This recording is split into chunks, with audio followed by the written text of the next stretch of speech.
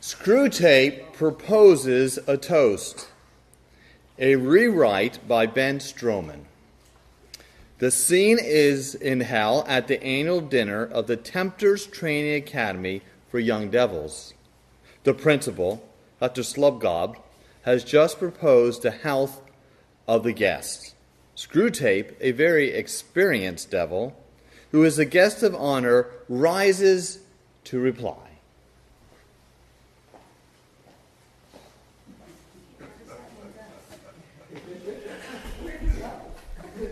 It's customary for speakers to address themselves to the graduates and those who will soon be getting posts as official tempters on earth. And it is a custom I willingly obey. I well remember what eagerness as well as trepidation I awaited my own first appointment. I hope and believe that each one of you has the same uneasiness tonight. Your career is before you. Hell expects and demands, as it should be, as mine was, one of unbroken success. If it is not, well, you know what awaits you. I have no wish to reduce that wholesome and realistic element of terror, the unremitting anxiety which must act as the lash and the spur to your endeavors. How often you will envy the humans for their facility of sleep. Yet at the same time, I would wish to put before you a somewhat encouraging view of the strategic situation as a whole. Your dreaded principal has given something of an apology for the banquet which he has set before you. Well, gentle devils, no one blames him. But it would be foolhardy to deny that the human souls on whose anxious anguish we have been dining on tonight were of pretty poor quality. Neither can the most skillful cookery of our devilish cohorts, nor can all the spices in hell make them better than insipid. Oh, to get one's teeth again in a Nero, a Henry VIII, or even a Hitler. There was real crackling there, something to crunch, a rage, an egotism, a cruelty only just less robust than our own. It put up a delicious resistance to being devoured. It warmed your innards when you got it down. Instead of this, what have we had tonight? There was a municipal authority with graft sauce.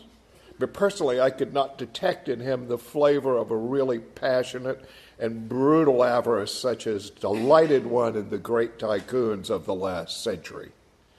Was he not unmistakably a little man, a creature of the petty rake-off, pocketed with a petty joke in private, and denied with the stalest platitudes in his public utterances?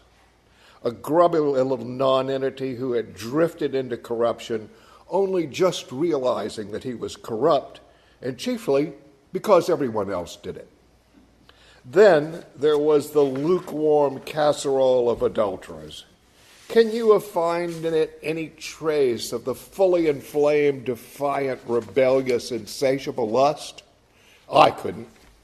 They all tasted to me like undersexed morons who had blundered or perhaps fallen into the wrong beds in automatic response to sexy advertisements, or to make themselves feel modern and emancipated, or to reassure themselves about their virility or their normalcy, or even because they had nothing else to do. Frankly, to those of us who have tasted a Jezebel and a Casanova, these were nauseating. The trade unionist stuffed with sedition was perhaps a shade better. He had done some real harm. He had, and not without realizing it either, worked for bloodshed, famine, and the extinction of liberty. Yes, in a way, but what a way. He thought of those ultimate objectives so little, towing the party line, self-important, and above all, mere routine, were what really dominated his life. But now comes the point. Gastronomically, all this is deplorable, but I hope none of us puts gastronomy first. Is it not in another and far more serious way full of hope and promise? Consider first the mere quantity. The quality may have been wretched, But we never have had souls, albeit of this sort, in such great abundance. And then the triumph, we are tempted to say that such souls or such residual puddles of what once were souls are hardly worth damning. Yes, but the enemy, for whatever inscrutable and perverse reason, thought them worth trying to save. Believe me, he did. You youngsters who have not yet been on active duty have no idea with what labor, with what delicate skill, each of these miserable creatures was finally captured. The difficulty lay in their smallness and flabbiness. Here were vermin so muddled in mind, so passively responsive to environment, that it was very hard to raise them to the level of clarity and deliberateness at which mortal sin becomes possible. To raise them just enough, but not that final millimeter of too much. For then, of course, all could possibly be lost. They might have sinned, they might have repented. On the other hand, if they had been raised too little, they would very possibly have qualified for limbo as creatures unsuitable neither for heaven nor for hell. Things that, having failed to make the grade, are allowed to sink into more or less contented subhuman state forever. In each individual choice of what the enemy would call the wrong turning, such creatures are at first hardly, if at all, in a state of full spiritual responsibility. They do not understand either the source nor the real character of the prohibitions they are breaking. Their consciousness hardly exists apart from the social atmosphere that surrounds them. And of course, we have contrived that their very language should be all smudge and blur. What would be a bribe in someone else's profession is a tip or present in theirs. The job of their tempters was first, of course, to harden these choices of the hellward roads into habits by steady repetition. But then, and this is all important, to turn the habit into a principle. A principle the creature is prepared to defend. After that, all will go well. Conformity to the social environment, at first merely instinctive or even mechanical. Now, how could jelly not conform? Now becomes an unacknowledged creed or an ideal of togetherness, of being like other folks. Mere ignorance of the law they break now turns into a vague theory about it. Remember, they know no history, a theory expressed by calling it conventional or Puritan or bourgeois morality. Thus, gradually there comes to exist in the center of the creature a hard, tight, settled core of resolution to go on being what it is and even to resist moods that might tend to alter it. It is a very small core, not at all reflective, they are too ignorant, nor defiant. Their emotional imaginative poverty excludes that. Almost in its own way, prim and demure like a pebble or a very young cancer. But it will serve our turn. Here at last is the real and deliberate, though not fully articulate, rejection of what the enemy calls grace. These, then, are two welcome phenomena. First, the abundance of our captures. However tasteless our fare, we are in no danger of famine. And secondly, the triumph. The skill of our tempters has never stood higher. But the third moral, which I have not yet drawn, is the most important of all. The sort of souls on whose despair and ruin we have, well, I won't say feasted, but at any rate subsisted tonight, are increasing in numbers and will continue to increase. Our advisories from the lower command assure us that this is so.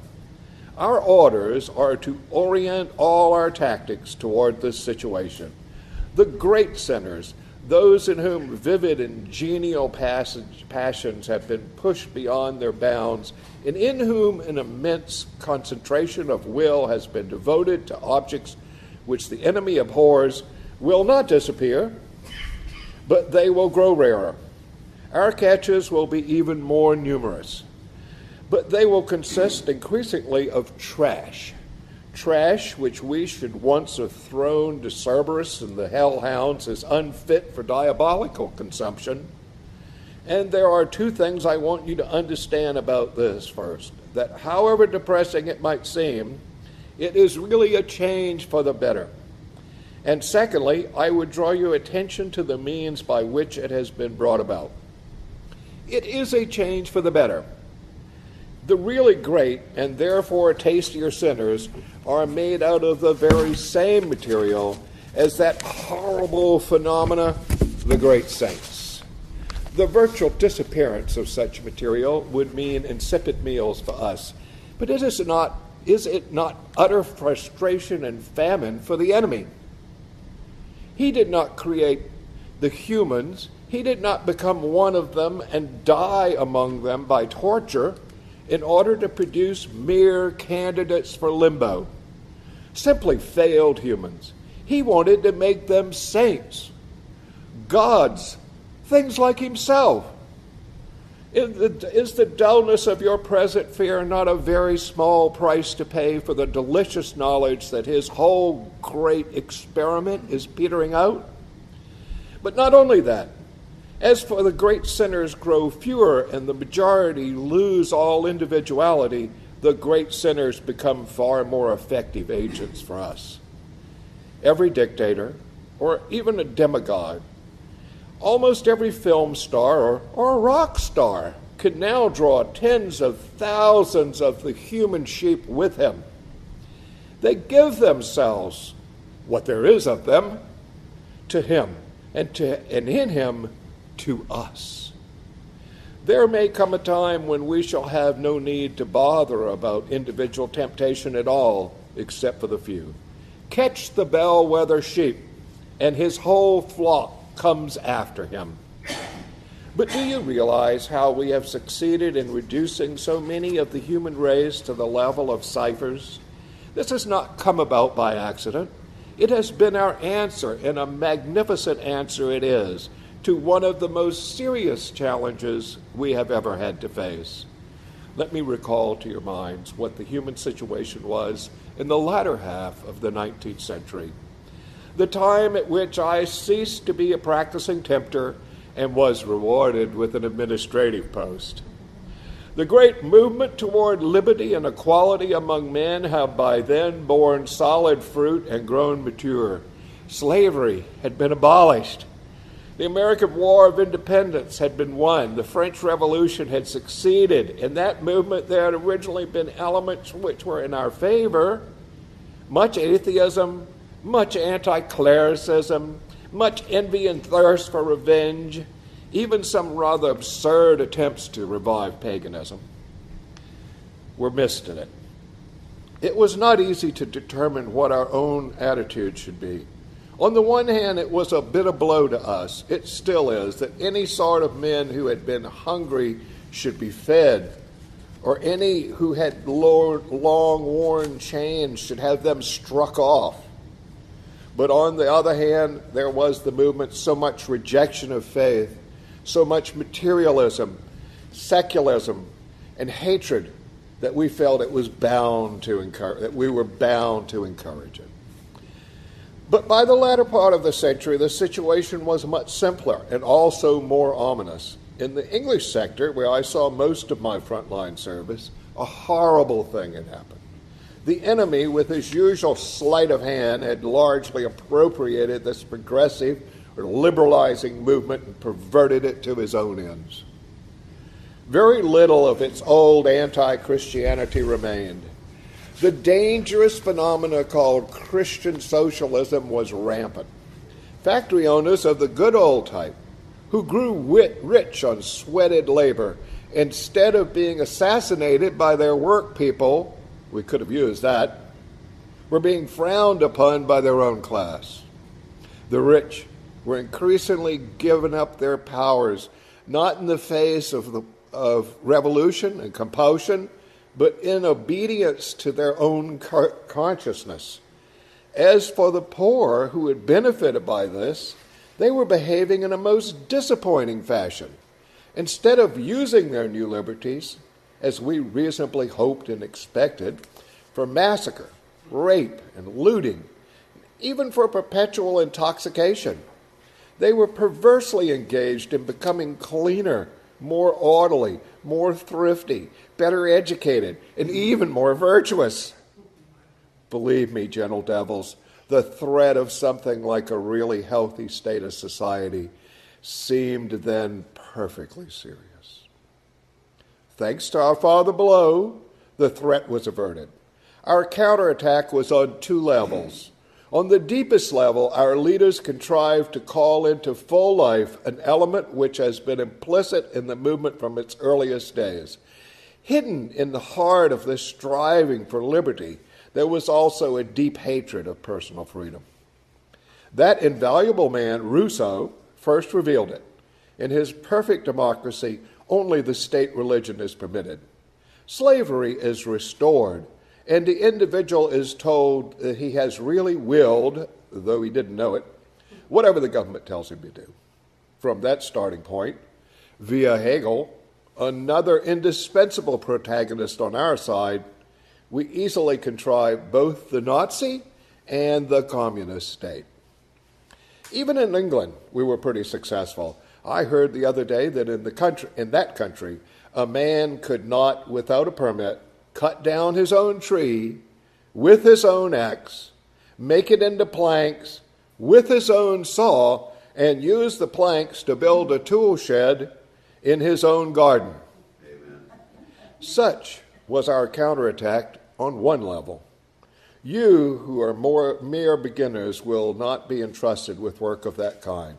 You will be attached as tempters to private persons.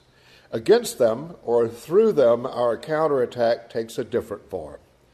Democracy is the word with which you must lead them by the nose. The good work which our philological experts have already done in the corruption of human language makes it necessary to warn you that they should never be allowed to give this word a clear and definable meaning. They won't. It will never occur to them that democracy is properly the name of a political system, even a system of voting, and that this was only the most remote and tenuous connection with what we are trying to sell them. Nor, of course, must they ever be allowed to raise Aristotle's question whether democratic behavior means the behavior that democracies like or the behavior that will preserve a democracy. For if they did, it could hardly fail to occur to them that these need not be the same.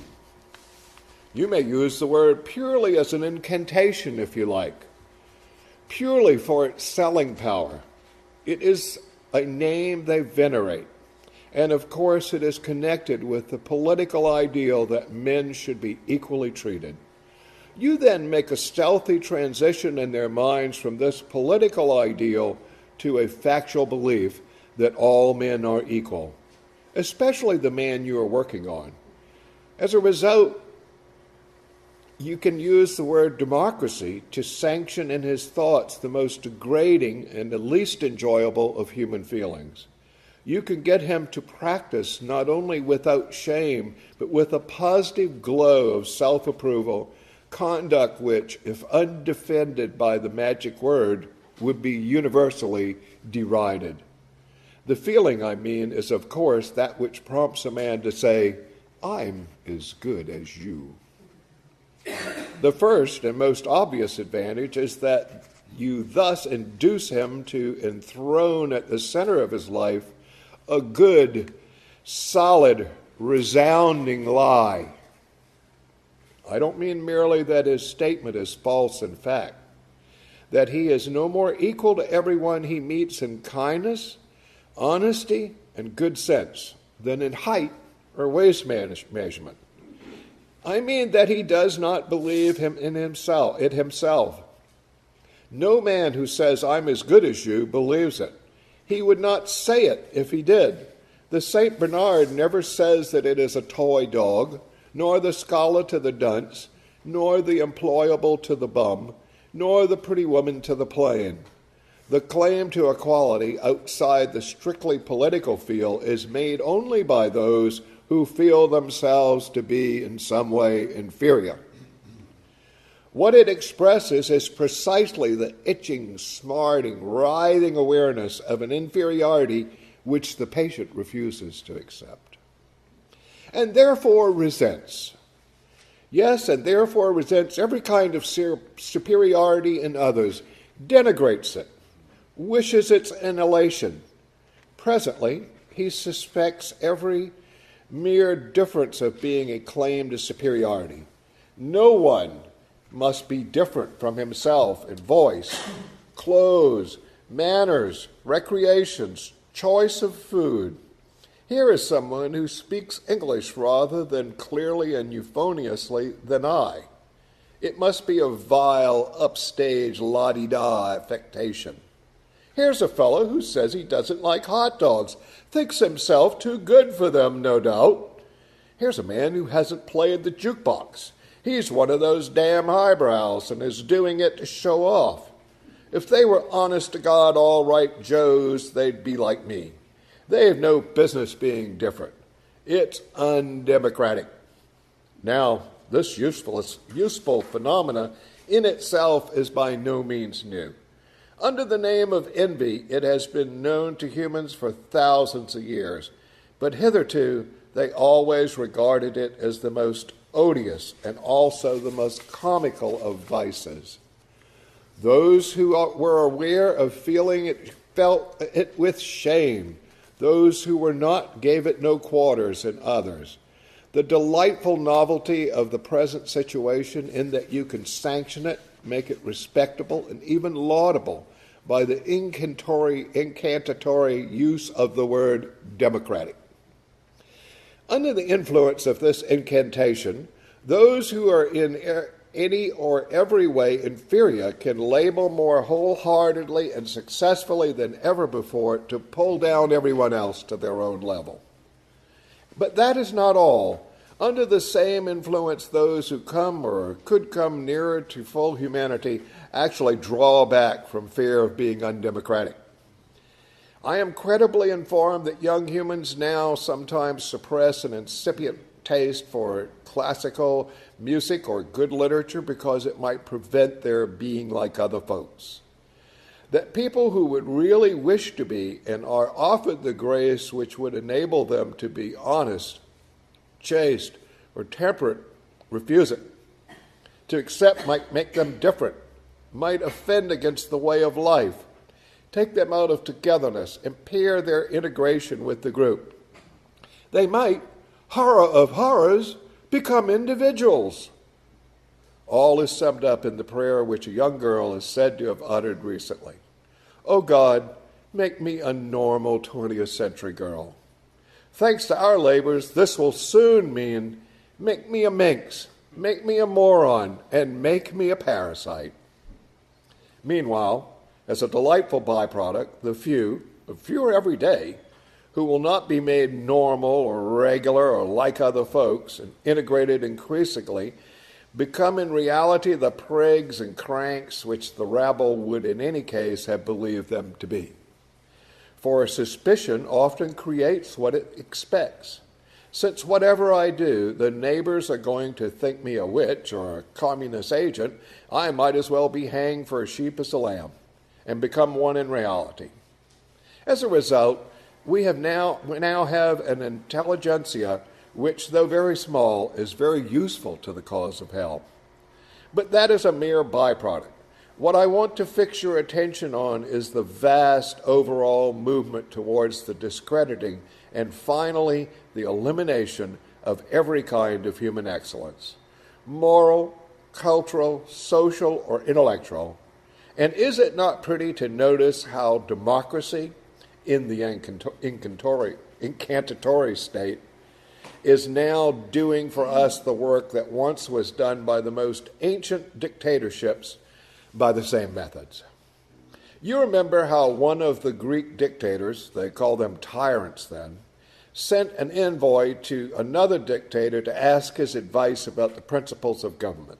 The second dictator led the envoy into a field of grain and there he snicked off with his sword the top of every stalk that rose an inch or so above the general level.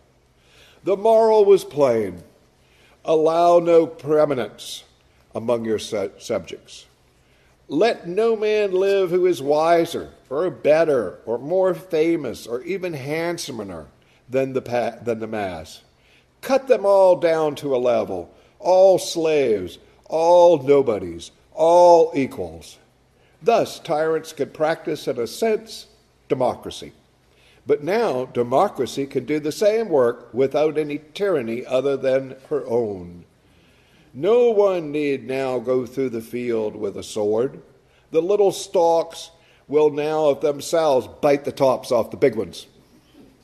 The big ones are beginning to bite off their own desire to be like other stalks.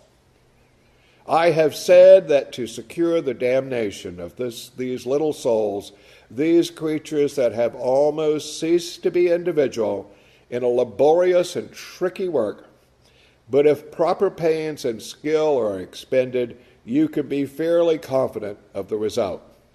The great sinners seem easier to catch, but then they are incalculable. After you have played them for 70 years, the enemy may snatch them from your claws on the 71st. They are capable, you see, of real repentance. They are conscious of real guilt.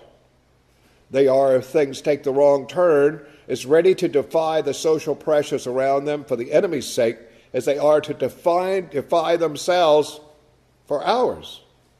It is in some ways more troublesome to track and swat an evasive wasp than to shoot at close range a wild elephant. But the elephant is far more troublesome if you miss. My own experience, as I have said, was mainly on the English sector, and I still get more news from it than from any other. It may be said that what I am now going to say will not apply so fully to the sectors in which some of you may be operating, but you could make the necessary adjustments when you get there. Some application of it will most certainly work. If the country has progressed enough, you must labor to make that country you are dealing with more like what England already is. In that promising land, the spirit of "I'm as good as you" has already begun something more than a social influence. It has worked itself into the educational system. How far its operations there have gone at the present moment, I should not like to say with certainty, nor does it matter. Once you have grasped the tendency, you can easily predict its future developments, especially as we ourselves will play our part in the developing. The basic principle of the new education is to be that dunces and idlers must not be made to feel inferior to intelligent and industrious pupils. That would be undemocratic. These differences between pupils, for they are obviously and nakedly individual differences, must be disguised. This can be done at various levels. At universities, examinations must be framed so that nearly all students get good marks. Entrance examinations must be framed so that all or nearly all citizens can go to the universities, whether they have any power or wish to profit by higher education or not. At schools, the children who are too stupid or lazy to learn languages and mathematics and elementary science can be set to doing the things that children used to do in their spare time. Let them, for example, make mud pies and call it modeling. For all the time, there must be no faintest hint that they are inferior to the children who are at work. Whatever nonsense they are engaged in must have, I believe, the English already use the phrase, parity of esteem. An even more drastic scheme is not possible. Children who are fit to proceed to a higher class must be artificially kept back because the others would get a trauma. Beelzebub, what a useful word! Just by being left behind. The bright pupil thus remains democratically fettered to his own age group throughout his school year, and a boy who would be capable of tackling Aristotle or Dante sits listening to one of his equals, as that poor equal attempts to spell out a cat sat on a mat. In a word, we may reasonably hope for the virtual abolition of education when I'm as good as you has finally had its way. All incentives to learn, all penalties for not learning will no longer exist. Who are they to outdo their fellows? And anyway, the teachers, or should I say nurses, will be far too busy reassuring the dunces and patting them on the back to waste any time on real teaching. We shall no longer have to plan and toil to spread imperturbable conceit and incurable ignorance among men. That little vermin, the little vermin themselves will do it for us. Of course, this would not follow unless all education became state education, and it will. That is part of the same movement. Penal taxes designed for that purpose are eliminating the middle class, the class who were prepared to save and spend and make sacrifices in order to have their children privately educated. The removal of this class, besides linking up with the abolition of education, is fortunately an inevitable effect of the spirit that says, I'm as good as you. This was, after all, the social group which gave to the humans the overwhelming majority of their scientists, physicians, philosophers, theologians, poets, artists, composers, architects, jurists, and administrators. If ever there was a bunch of stalks that needed their tops knocked off, it was surely they. As an English politician remarked not long ago, a democracy does not want great men. We in hell would welcome the disappearance of democracy in the strict sense of that word. The political arrangement, so-called, like all forms of government, it often works to our advantage, but on the whole, less often than other forms. And what we must realize is that democracy, in the diabolical sense, I'm as good as you, being like other folks, togetherness, is the fittest instrument we could possibly have for exterminating political democracies from the face of the earth. For democracy, or the democratic spirit, diabolical sense, leads a nation into without great men, leads to a nation without great men, a nation mainly of subliterates, full of the cocksureness which flattery breeds on ignorance, and quick to snarl or whimper at the first sign of criticism. And that is what hell wishes every democratic people to be. For when such a nation meets in conflict a nation whose children have been made to work at school, where talent is placed in responsible positions, and where the ignorant masses are allowed no say in public affairs, only one result is possible. The democracies were surprised lately when they found that Russia had gotten ahead of them in science. What a wonderful example of human blindness. If the whole society is opposed to every sort of excellence, why did they expect their scientists to excel?